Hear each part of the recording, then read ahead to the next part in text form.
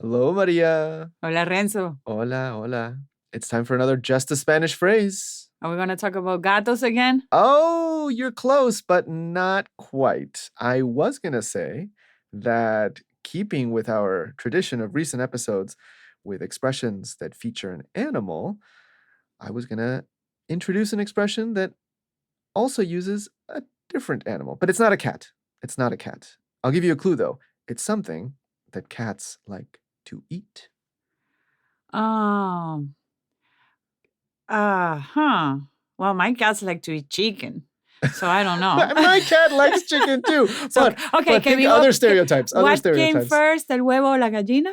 No, that's a No? really good guess. What came first, the egg of the or the chicken or the egg. That's good for another episode, but not today. Not today. We're talking about so our cats prefer poultry, but what is another food that cats stereotypically enjoy? Fish. Fish. That's right. But Wait, which wait. fish? Pescado. Let me see. Chao pescado. Chao pescado. I don't even know that one.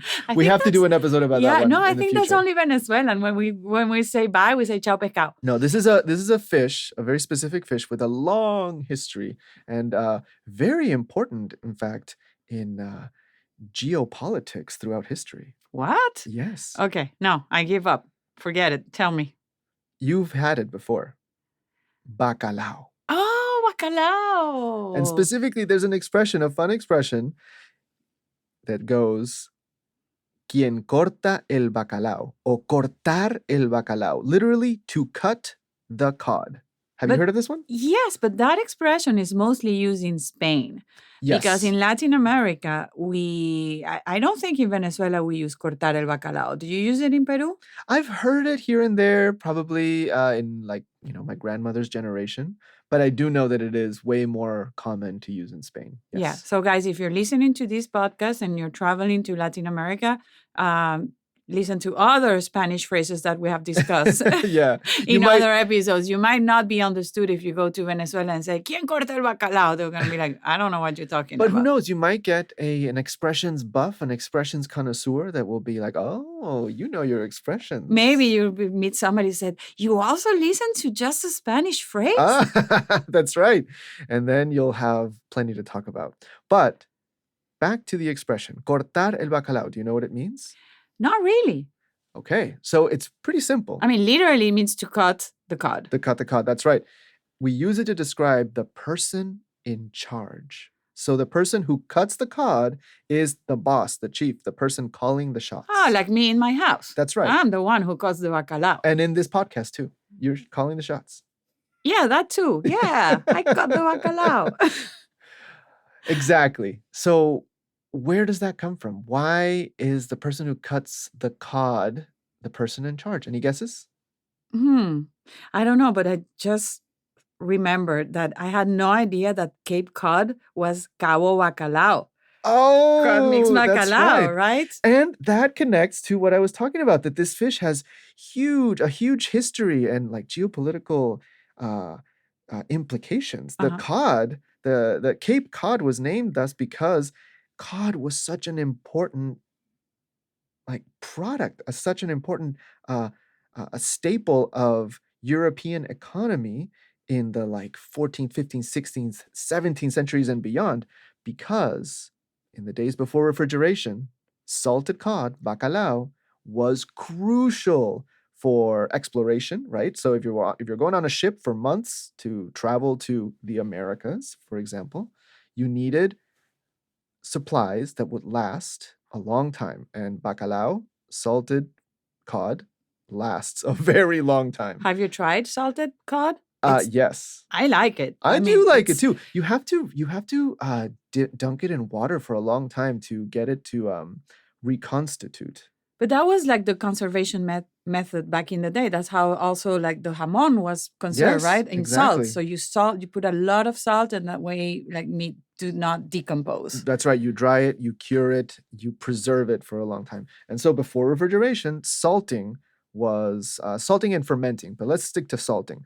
Salting was the key way to preserve. And cod, because it was a lean fish, it didn't have a lot of fat, it dried with salt very well and kept for a very long time. It also turned into a brick. It is hard as a rock when it's preserved. But what does that have to do with the origin of quien corta el bacalao? Thank you for asking. So many, like so many of the expressions that we've explored here on Just a Spanish Phrase, the older they are, the further back you go, you get different theories for their origin. So this one also has a few different theories, but they're all kind of similar.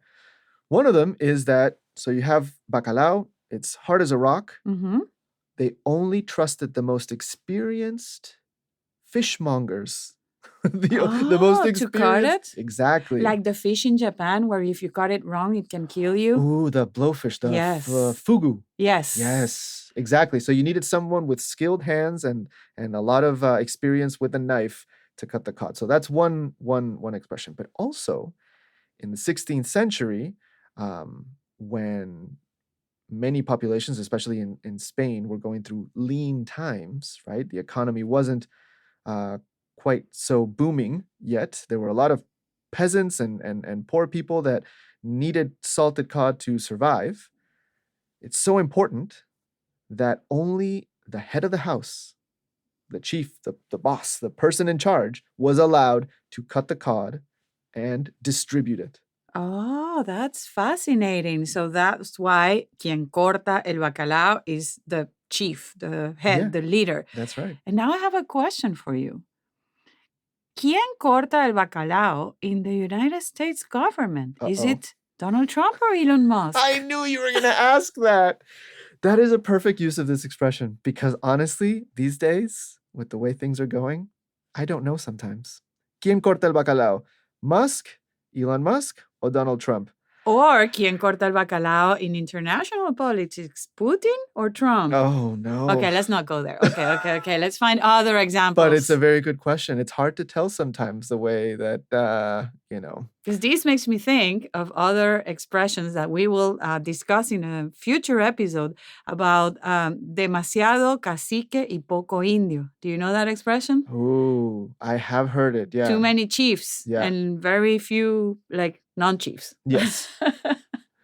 So, you cannot have too many cooks in the kitchen. Exactly. So you need one bacalao to cut, right? Exactly. Or maybe not only one, because then that's an autocracy, right?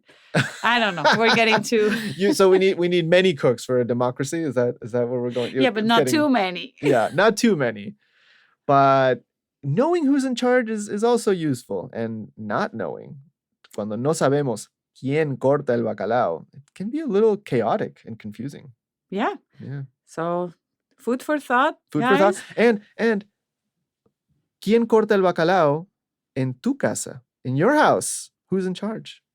Who's in charge in your house? Oh, I'm asking the listeners. I'm not going to tell you. I live alone, so for me, it's easy to reply. Yeah, no, for me, it's my wife. Ella corta el bacalao. As it should be. Very good. Yeah, I agree. As it should be. Like the typical joke, like my male friends say, is like, yeah, I always have the last word in my household. Yes, my darling. There, it's very clear quién corta el bacalao. Oh, yes. So we hope you enjoyed this episode of Just a Spanish Phrase. And join us again for more exploration of Spanish phrases and check out newsandslowspanish.com for our podcast where you can learn Spanish through current events. And have conversation in Spanish too, with us, actually. Oh, that's right. Come check out Rooms, where we can talk about these expressions and the top stories around the world and so much more. And you can tell us quién corta el bacalao in your house. Adiós. Bye.